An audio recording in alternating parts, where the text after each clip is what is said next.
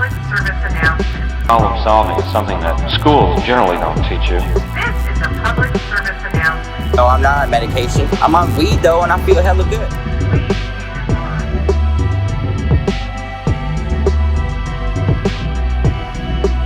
by. Welcome back. I guess this is episode 3 on our journey beyond the edge of the world to witness the fall of Hollywood Babylon. We will now be going deeper into the world of Taylor Swift. So I thought the best way to get into this is to go back to the beginning of Taylor Swift's career and how she started off in music. I thought that if we started there and I started laying the foundation for you, you might understand the things that are to come later on. There's going to be some things that I'm going to point out in this episode, and I'm going to point out as we go further, and I've already kind of pointed out, that is going to sound delusional. Kind of like some meth math, as the Swiftologist would say. It's actually, I would argue this is less math and more seance. Raw. But it's going to make sense to you more and more as I put out more information and more episodes. Because what I'm going to try and convey to you or get you to understand is the culture of the secret societies that you've all heard about. It's a whole culture. And as we go through this culture, this society, and their history, you're going to learn more that the reason why they have kept themselves a secret or have held themselves like they're special is because they don't see themselves like me and you. This is where it's going to start to sound crazy. But we're going to get into genetics and how some people in the world view their genetics and what it means for me and you. This is going to get difficult, and you're going to hear some things that you probably didn't want to know or want to believe. And there's a lot out in the world that will lead you to believe that that's not true. And it's been designed that way. I know it's been designed that way because I've met people who have talked about designing things that way for this very purpose. Did I almost convince you you were an ordinary man? It's math. I know. Raw. Taylor Swift started her career when she was 13. She was 13, and it was 2003. Now, when she started her music career, she was really into lyricism. That is her gift. In doing my research, she is gifted at writing lyrics, almost like a child prodigy when she was younger. She got signed to RCA, and she was writing songs for them at 13. They had her writing songwriting at 13. So little Taylor Swift at 13 is writing songs for RCA. RCA didn't want to sign her as an artist. They wanted to just have her churn out songs for other artists to write, because at the time it was country music she was trying to be in. And at the time, back in 2004, 2005, country was predominantly women, 20s. You had Faith Hill. You had men in their older 20s, 30s. Tim McGraw, Garth Brooks. There was no teenage girls, which I do believe in doing all this research that the reason why Taylor Swift was pushed towards country, yeah, she was probably into country music, but I also think her dad saw a hole in the market. Now, you got to remember, Scott Swift, his background's in finance. Finance dude. That's how his career was. He was in finance. So one of the things you got to know about finance people and people who are investors, and this is what they do, this is their thing. They're always looking for a hole in the market. And back during 2004, 2005, there was a hole in the market for teen girls and country music. And I remember this because I graduated high school in 2006. So I remember this time. I remember being in high school. Now, I was not a country fan, but I knew many girls that were in my classes who listened to country. I remember one girl saying, I remember her talking about listening to country on the way to school. And I'm like, I'm into hip hop. I'm into Beyonce, right? You know, I'm crazy in love with Beyonce, right? I'm not listening to Tim McGraw. And she's telling me how I need to listen to country music because it's like going to church. It's good for you. It's like listening to countries. And there was a handful of teenage girls at my high school who were all about country music and listening to it while they're driving their car, while, you know, pulling up to a stop and someone else is bumping their hip hop and they're listening to their country. There were those girls. And if you graduated high school around 2006, 4, you might remember those girls, right? We see them now going to Stagecoach, which is over by where I live. So I do believe that the country music, although she was pulled towards it and probably into it, and one of those girls who was into country music as a teenage girl, right? I think her dad saw a hole in the market. Right now, I don't want to get too much into Taylor Swift and the home life and how, on her end of it, how she started her career. And let me tell you, this is going to be thorough because me and what my mentor conveyed to me and what we're trying to do is we're trying to find the id, the where are you coming from? I'm just trying to find out where you're coming from. We're trying to figure out where are these people coming from. And so I had to look into everybody.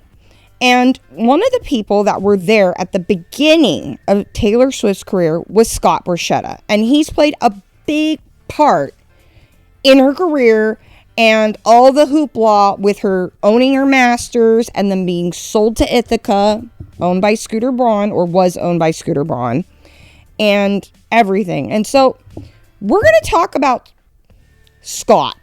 Scott is a Nepo baby. He is a fucking Nepo baby if I have ever seen fucking Nepo babies.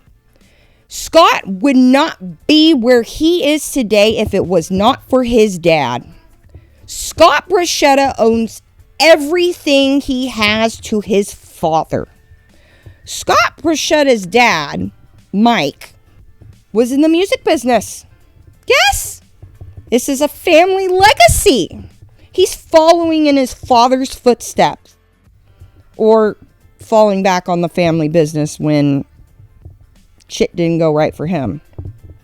Between the 80s and the 90s, Mike Borchetta worked for Broken Bow, Capitol Records, RCA, Mercury, Rebel Engine. He also managed Tim McGraw. Take note of that. I also want you to take note of some of the names of these companies because that's going to play in a very important part of the culture. And it's not so much a signal to us or as it's a signal to other people that are a part of their culture.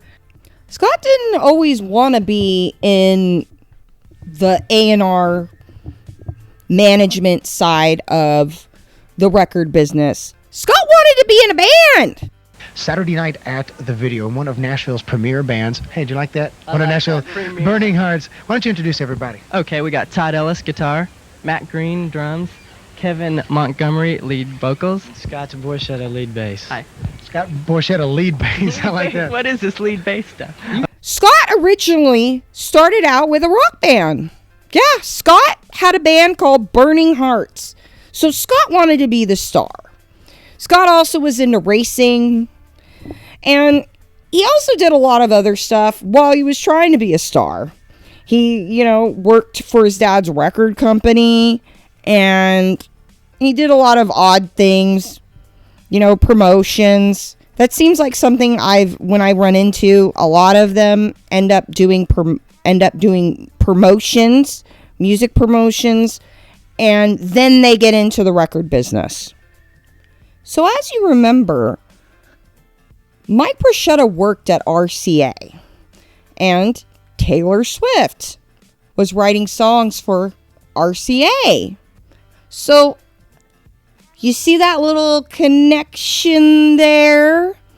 So around the time that, Taylor Swift is looking to get signed to a label as a little 14-year-old girl, Mike Borchetta is going to be looking for a new job because the label he's working for, DreamWorks, is going out of business. So Scott's going to be getting laid off.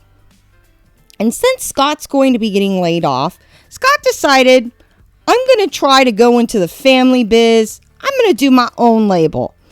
And around that time, that was when Taylor Swift was looking to get signed. So we're all told that Scott went over to the Bluebird Cafe, and that's where he saw little Taylor Swift singing her heart out with her guitar, and boom, magic.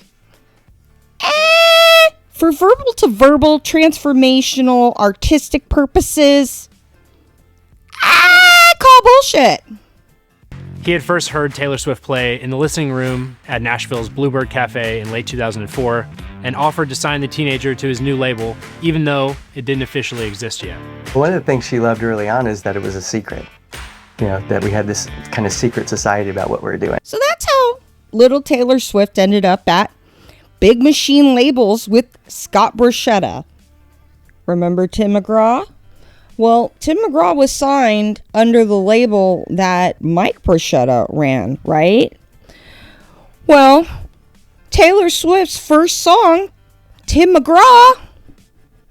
Yeah, that was when you see songs that are written about other famous people. It's kind of a way of doing a trade. It's a way of promoting somebody and doing something nice and giving them free advertisement or promotion, but without getting any kind of legal or government or, that kind of thing involved, right? Like a backdoor deal. So I think this was Scott's way of, saying thank you to the dad. Because I know Taylor loves to say, I wrote this song, I wrote Tim McGraw. I bet she was told, write a song about Tim McGraw. Just write it about him. And that's what happened. For verbal to verbal, transformational, artistic purposes, if you know what I mean. But, do you see the connection there? It's very obvious.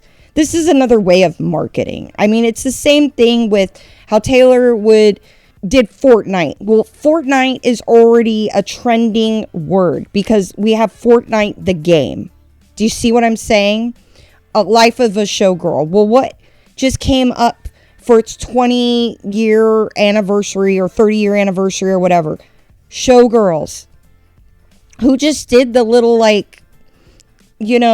scene from Showgirls, Ariana. Yeah, so it was already, we also had the movie. So Showgirls was already a running word. So a lot of times this is a popular way to get your song trending, is to use verbiage in it or words that are gonna get it kicked off in the algorithm that people are gonna recognize.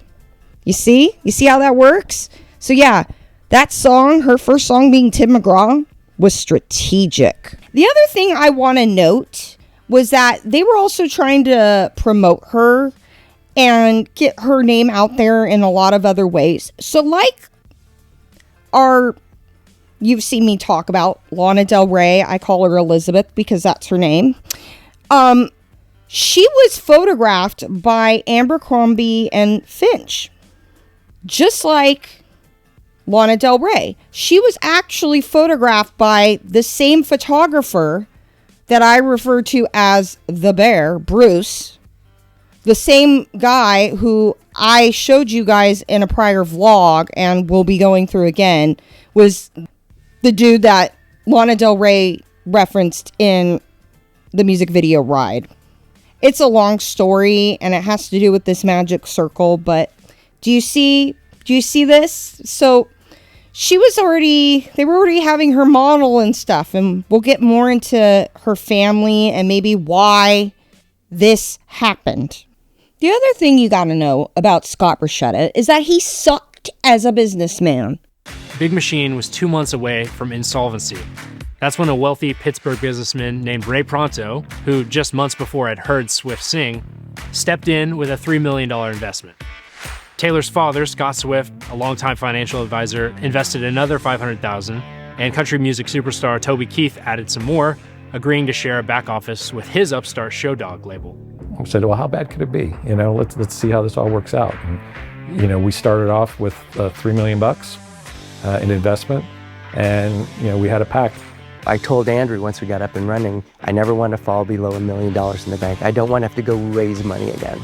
Every week I'd come in and he'd sign the checks, and we'd just kind of keep it going. And we started to burn through a lot of things. We had a lot of early on kind of hiccups. In my opinion. This is a simple fucking task. You write it down roll up your sleeves for Christ's sake. Get involved. Because Big Machine Records almost went under. It almost went under. It took Ray Pronto, a family friend of the Swifts, who had been coming over to the house. He was an investor from Philadelphia. Hey, look, it's Ray Pronto out of Moontown. Somehow I ended up over at her house having dinner with her and her parents, my cousin and me, her brother Austin, and she would play a couple of songs out on their patio. It was a beautiful evening, and my cousin would play a couple, and that went back and forth for the entire evening. Then, 3 or 4 months later is when I went to Nashville and caught up with Scott Borchetta because of Frank Bell. He set me up with that. From Froggy. So you decided to invest in the label, and what were your impressions of Taylor Swift? Did you think that she would, and I mean, I know this is kind of unfair because you don't ever think someone's going to turn into one of the biggest stars on planet Earth, but did you? The thing about me, Dangers, I can't carry a tune from my left hand to my right hand. So Scott actually played, Scott Borchetta, when I was meeting with him in that first meeting, played me her song. I can't remember if it was Tim McGraw or which song it was. And he says, what do you think? And I says, geez, I think I'd let her mature a little bit, let her voice mature a little bit. So obviously I was the financial guy at Big Machine and the direction behind the scenes. But I have no friggin' idea of who's the good artist and who isn't. Okay. So that's all Scott Borchetta's. So you invested and it turned out, betting on the horses in this case was a good bet. Just celebrated today, 10 years since her first album came out. When you first met Taylor Swift, did you ever think that she would turn into the biggest star on the planet and have all the success she's had? No, I really didn't think that any girl that was taller than I was would have a chance in country music. But she just did a wonderful, wonderful job. I have a lot of respect for that gal. There's no one that can write a song like she can, with such meaning that hits the young gals, hits the moms, and she's just a wonderful person. I'm so happy for her success. If there's anything that Taylor Swift did that took her to the next level, one of them was definitely she connected with her audience, with her music, and when you listen to her songs, you feel like you know her, and that's a bond, and it sells lots of tickets and lots of records. But that's the point. Anyways, Ray Pronto had to come in, and he had to invest into Big Machine Records because if he didn't, they were going to have to file bankruptcy. And Taylor Swift wouldn't have had a career. So Ray Pronto stepped in, and Ray Pronto also loaned out his private jet to Taylor Swift because she was having to do school from home or on the road, basically. But you even, when she was first getting started, you would drive her around or fly her around, and she'd be doing homework. Well, she started getting popular in that first year, and there was requests for her to be in a couple of different cities, and there were important requests because she was building her career, and there was no way to get her there commercially. So I'd fly her from one city to the next a few times so that she could make all these appointments. For example, like to appear on a talk show and then do an appearance somewhere else the next day in a totally different city that you just couldn't physically do it by flying commercial. So while she was on the plane, she was always trying to do her homework and get that done because she didn't finish high school in school. She finished high school on the road, on trips, and her mom really helped her a lot on that part. But she would spend her time just writing thank you cards to radios, to guys like yourself, Danger. And, I have some. Yeah, I'll bet you do, because she did it to everybody. Right. And she built her success by I've seen her stand in line for 3 hours until every fan wanted an autograph. Until it got to the point where she couldn't do it because 50,000 people would want it. She says she went to high school, but like it was more like a, you know, where you go in and you get your work maybe one day out of the month or whatever, or meet up with the teacher, like a school from home type deal, type moment. And that way she could continue on the road. So she didn't actually end up getting her high school diploma, from what I know, from like high school, like, you know, how I went to high school and went every day, and, you know, you went every day, and then we got together with our peers and we did a walking graduation. She didn't have that. So I guess going from show to show, it was getting to be a lot, and it was getting hard for her to get from show to show on time. And being on the road a lot as a teenager was getting really hard on the family. So Ray loaned them the private jet. So this is where the whole private jet thing comes in. They've been used to using private jets since she was a teenager to get from place A to B, right? And so that's why they ended up getting their own private jet eventually, because they were borrowing Ray's. And I'm sure Ray wanted his back. And I'm telling you, once you get used to flying private, from what I hear, you don't want to go back to going through TSA. You don't want to go back to flying even first class. So this is why Taylor Swift has the private jet. It's something that she was kind of trained. Like, her parents trained her. They told her, you know, hey, we're going to start using Uncle Ray's private jet now that he's invested in Big Machine, so that you can get from concert to concert, so that Ray can eventually make back his fucking money, right? That's a lot of pressure on a teenage girl.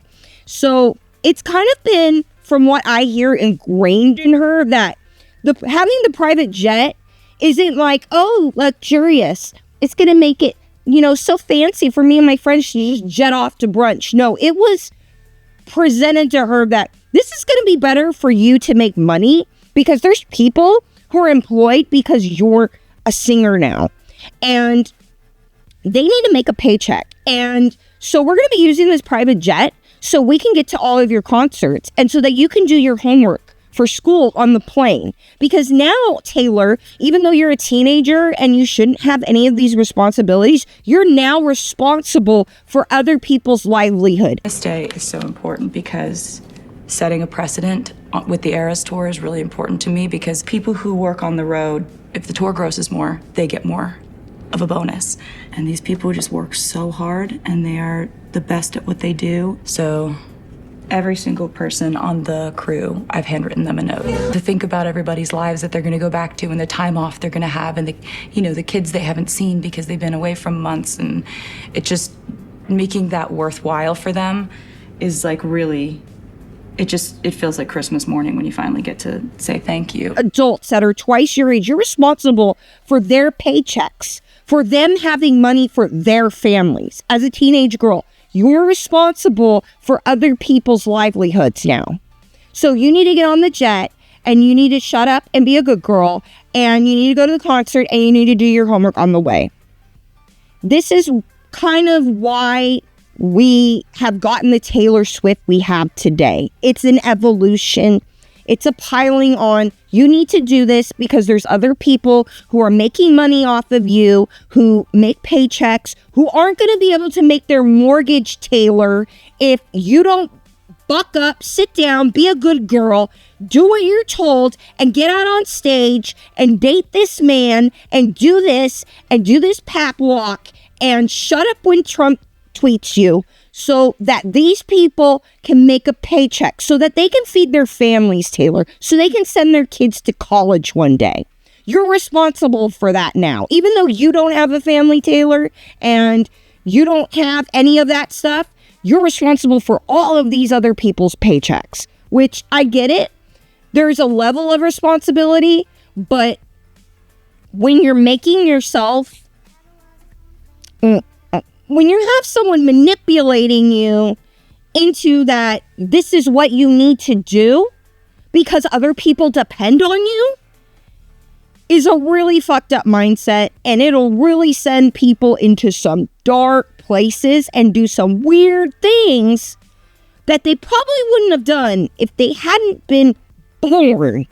I mean, literally born into this situation. And that's why we're going to be going back through Taylor Swift's family tree eventually. Okay, here's where we're going to get a little raw. Scott Borchetta's dad is Mike Borchetta.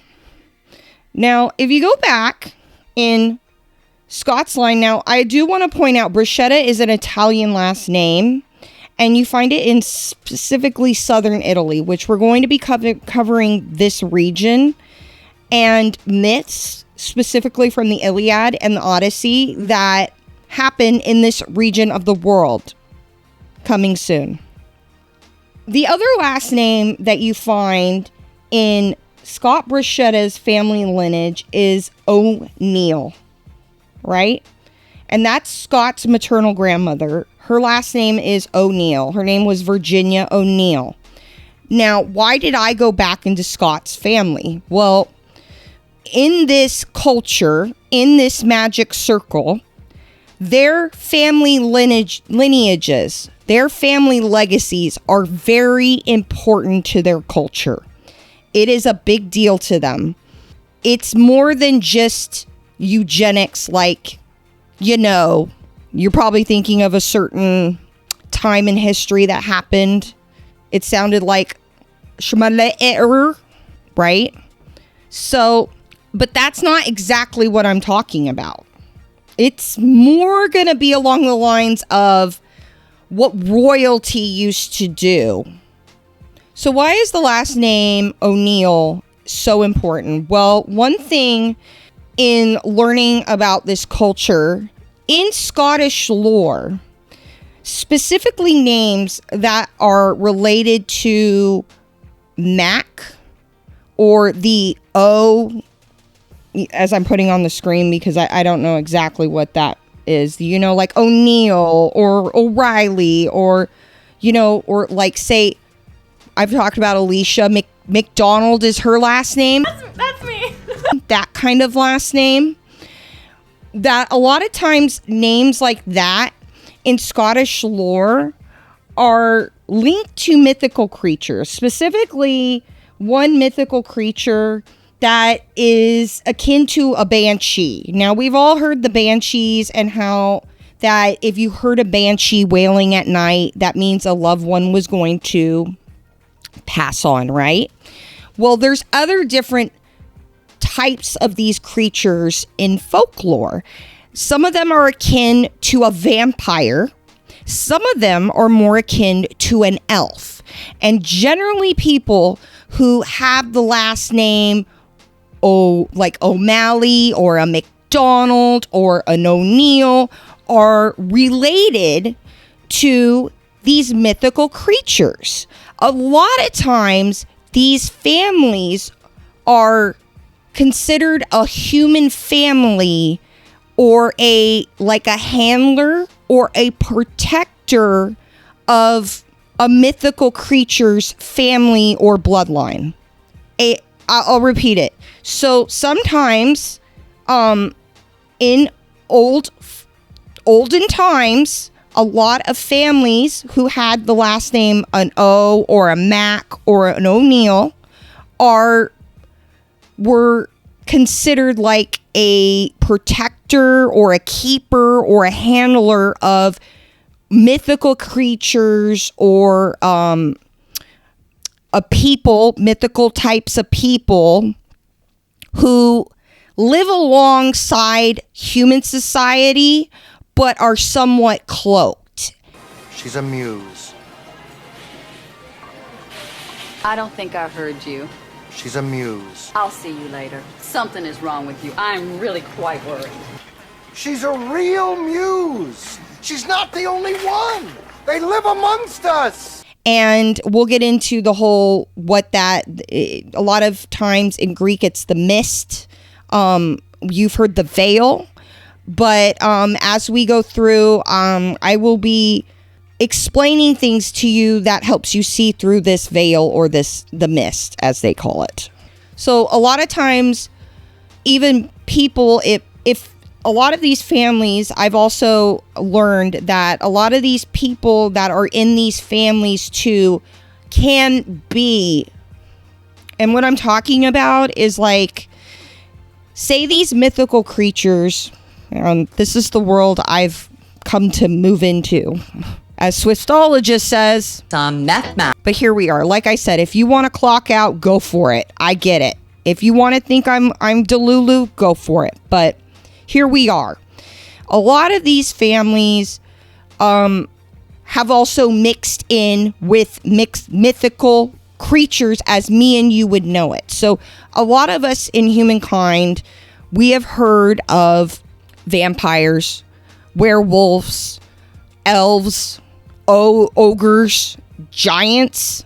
A lot of them are variations of different genetic mutations, and that these are real people who have genetic mutations. Okay, they're humans, but because of their genetics, they're off. So they look like us, but because of their genetics, they're not. And sometimes we see these genetic mutations or these genetic things in our world, and we call them immune problems.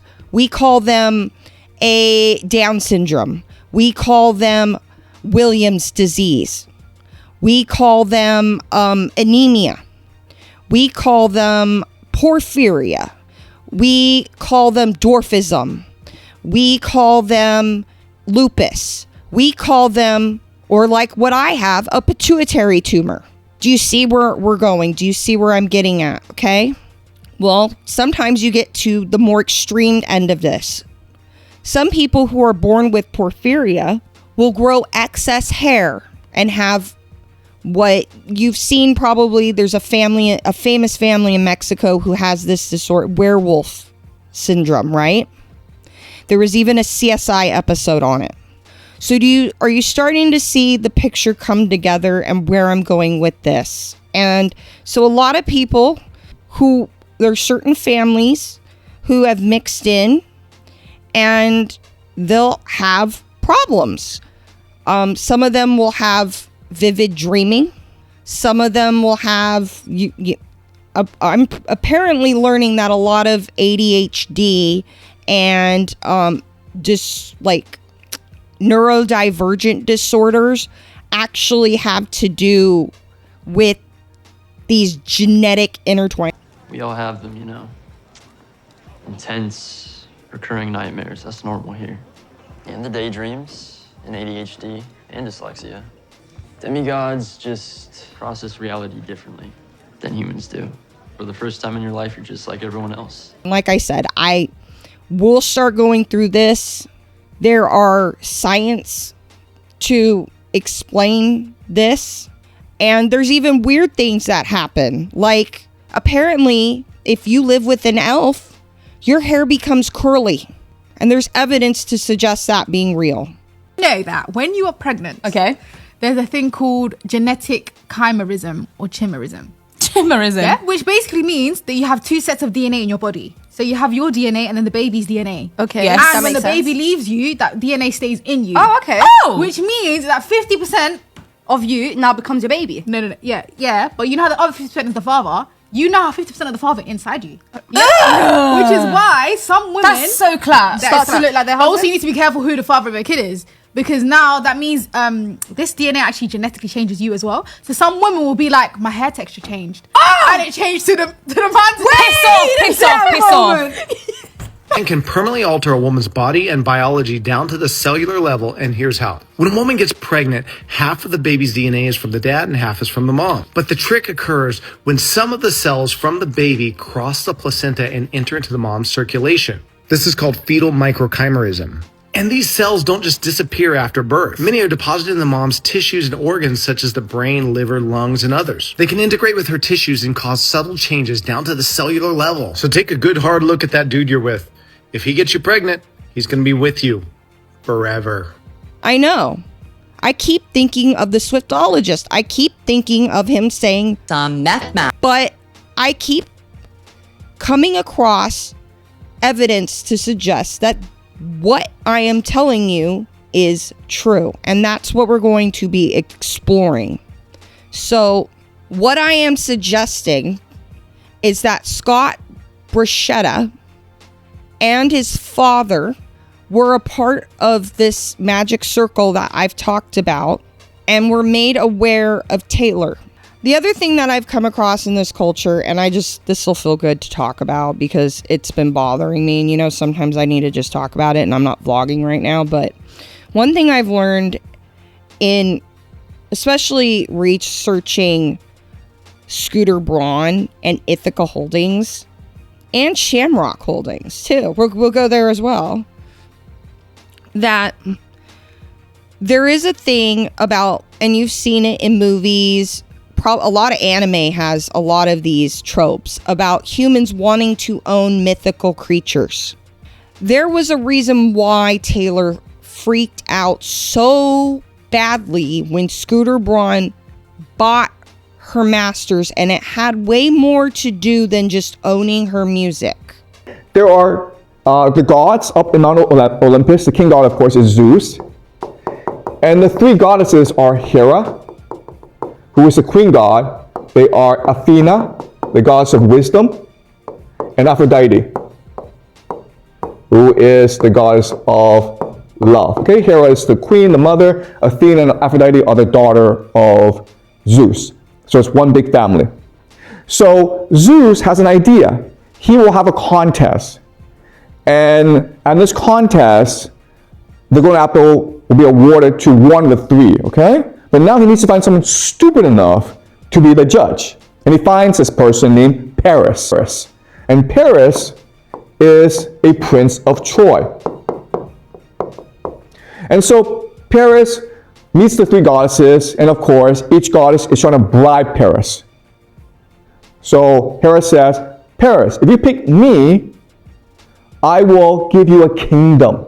I will make you a king. And Paris is like, that's a really attractive offer, okay? Then Athena says, hey, if you pick me, I will give you all the wisdom in the world. You will be the wisest man in the world. And Paris is like, okay, that sounds cool, sure. And then Aphrodite says, I'm going to give you the hottest girl in the world. And Paris is like, yes, that's what I want, man, okay? So he marries Helen. This may sound strange to you. Like, why would you give up power and wisdom for, sex? And so I was talking to my wife about this because I didn't understand Paris's choice, right? And she said, of course you pick Helen, because what matters to guys is status, face, right? You're a king, but there are lots of other kings. You have wisdom, but who knows you have wisdom, right? But hey, if you're walking around the world with the hottest girl in the world, you feel good about yourself. So I think we're going to end on that because it's a lot. And you're probably going to be looking at Taylor, and I want you to start looking at her eyes and her irises. They look like stars. Said too much already. Go watch Lord of the Rings. Oh, homework from now until next time. They have a new season coming out. Percy Jackson. Now, the original movies I wasn't a fan of, but they recently released it. Percy Jackson and the Olympians. Yeah, they even put a version of me in the series. If you know, you know. She is baked out of her mind. That fucked me up just like Dune did. You guys, I've told you, Dune fucked me up. Well, that fucked me up too. Yeah, that's real. up. It was made up. It's not real. It's a movie. You're an adult. You should know that. And that's where we're going, guys. Buckle up, because I've been on the phone a lot with my mentor, and he's told me a lot, and oh boy. So, as always, all these stars are yours, because I gave them to you last Christmas, because you're worth all the stars. You might not be a mythical creature, and thank God for that, because there are going to be people out there, when you figure out who you are, there's a saying, know thyself. Well, once you know thyself, there are people who are going to come for you. Now, most of us are going to have something special in us, because at this point, these creatures have had to apparently mix themselves in with us over thousands of years. So, yeah, you're probably one of them if you are listening. Sorry. But, yeah. All these stars are your guys. I love you guys, and I guess I'll see you in the next one. There's always a real plan. What have you done?